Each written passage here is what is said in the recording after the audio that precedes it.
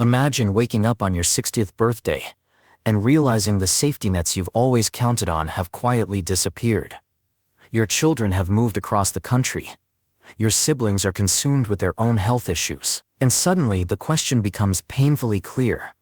Who will truly be there for you now?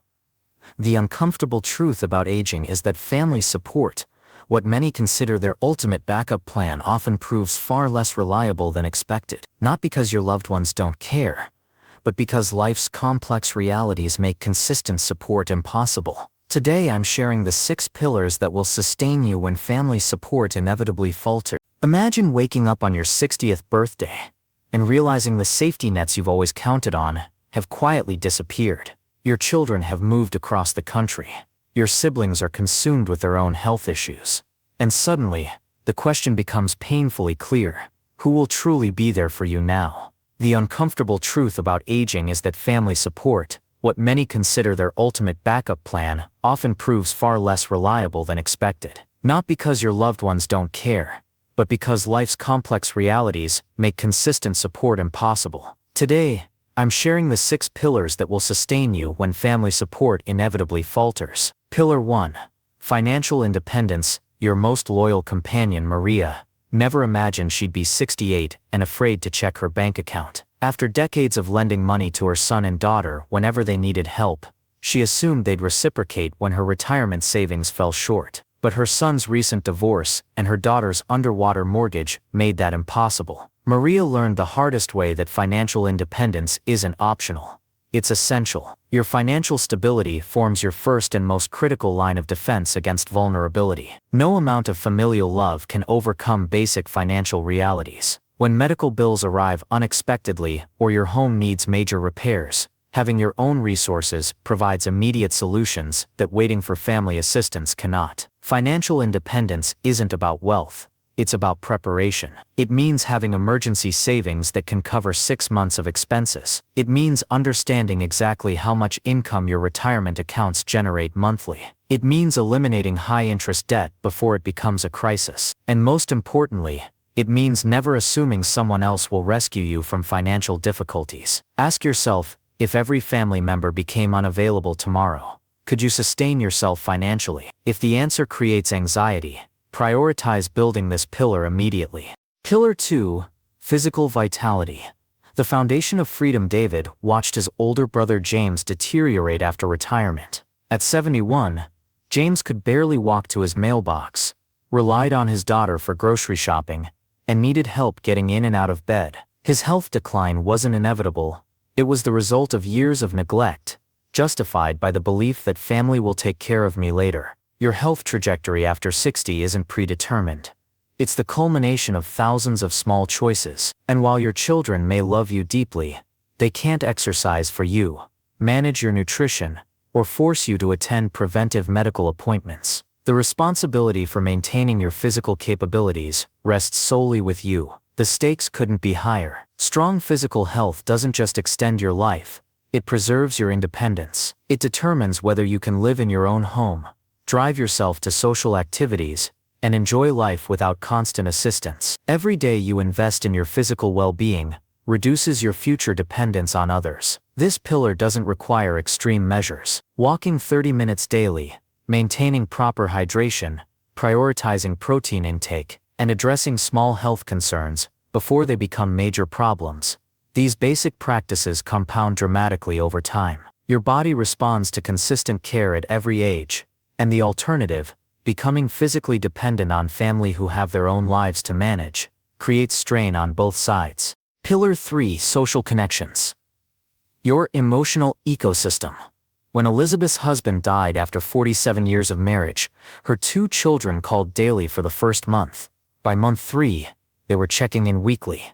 By month 6, they had returned to their normal rhythms, leaving Elizabeth profoundly isolated. She'd spent decades investing exclusively in her immediate family, believing they would be her complete social world after retirement. The misconception that family alone can fulfill your social needs becomes increasingly dangerous after 60. Your children have careers, young families, and commitments that prevent them from being your primary social outlet. Expecting them to fill this role creates resentment on both sides and leaves you vulnerable to crushing loneliness. Creating a diverse social network becomes one of your most powerful protections against isolation. This means cultivating friendships across different age groups, joining community organizations, developing neighborhood connections, and maintaining regular social commitments that don't depend on family availability. Consider Susan, who at 65 joined a local garden club, volunteered weekly at her community library, and initiated a monthly dinner with 4 neighbors. When her son's job transferred him 2,000 miles away,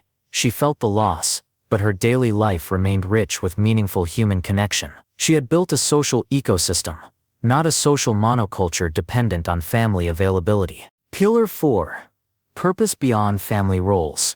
Your reason to rise. Robert had defined himself primarily as dad for 40 years. His calendar revolved around his children's activities. His conversations focused on their achievements, and his decisions prioritized their needs.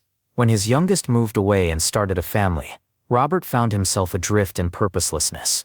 Family had been his sole source of meaning, and now that role had dramatically diminished. While family relationships provide profound meaning, tying your entire sense of purpose to family roles creates vulnerability as those roles naturally evolve. After 60, many find their parenting responsibilities dramatically reduced and their identity as a child to their own parents ended through loss. Without alternative sources of purpose, this transition can trigger depression and a sense of uselessness. Cultivating purpose beyond family roles means identifying activities that provide a sense of contribution, growth, and engagement with the wider world. Whether through mentoring younger people in your former profession, creating art, volunteering for causes you believe in, or pursuing lifelong learning, developing multiple channels for meaning insulates you from the natural evolution of family dynamics. James, a retired accountant, discovered this when he began teaching financial literacy at a community center. His adult children were busy with their own families,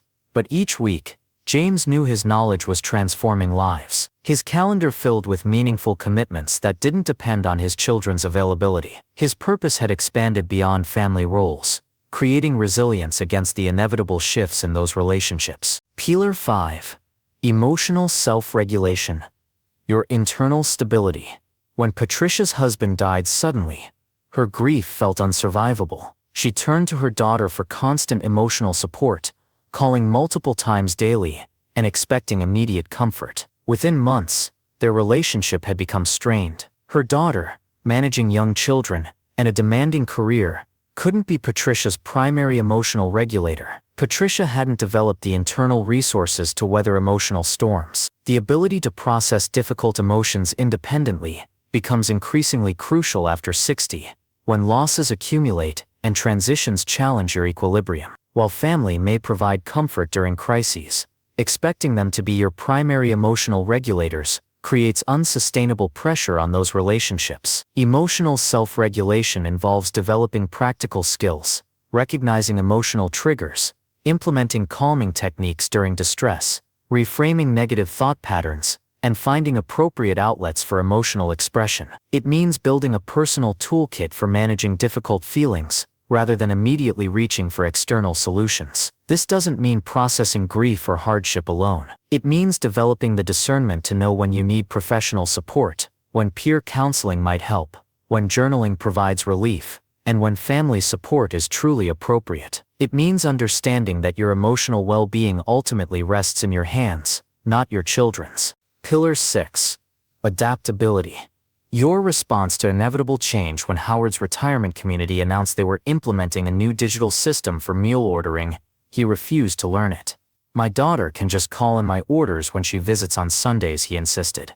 But when his daughter traveled for work or was occupied with her children's activities, Howard went without meals rather than adapt to the new system. After 60, your willingness to adapt to changing circumstances directly impacts your independence. Technology evolves, neighborhoods transform, health conditions emerge, and family circumstances shift. Those who approach these changes with flexibility maintain control over their lives, while those who resist find themselves increasingly dependent on others. Adaptability means approaching new situations with curiosity rather than fear. It means asking, "How can I learn to navigate this change?" instead of "Who will do this for me?" It involves recognizing that growth continues throughout life, and that learning new skills, whether technological, social, or practical, keeps you empowered rather than helpless. Consider Margaret, who at 83 learned to use rideshare apps when she could no longer drive safely. Instead of waiting for her son to provide transportation,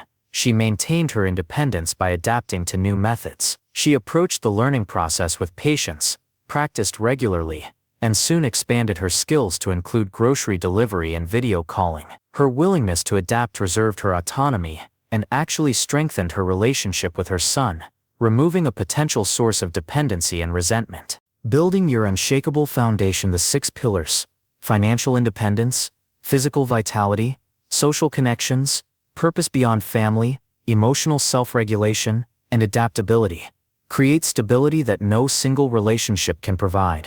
They represent a profound form of self-care that honors both you and your family by preventing unrealistic expectations from straining those precious bonds. This isn't about disconnecting from family or diminishing their importance. Rather, it's about recognizing that the most loving gift you can offer your children is your independence, your ability to thrive without placing burdens on them that they may be unable to carry. By building these pillars, you free your family relationships to be based on mutual joy rather than obligation or dependence. The journey after 60 brings unique challenges, but with these 6 pillars firmly established, you create unshakable stability regardless of family circumstances. You gain the profound peace of knowing that while family enriches your life immeasurably, your fundamental security doesn't depend on their availability or capacity. You've built something stronger, a foundation that supports not just survival, but genuine thriving in this new chapter of life. If you have found this video insightful, please take a moment to like and subscribe. If you know someone who could use this information, please pass it along and share. Stay healthy. We will see you in the next video.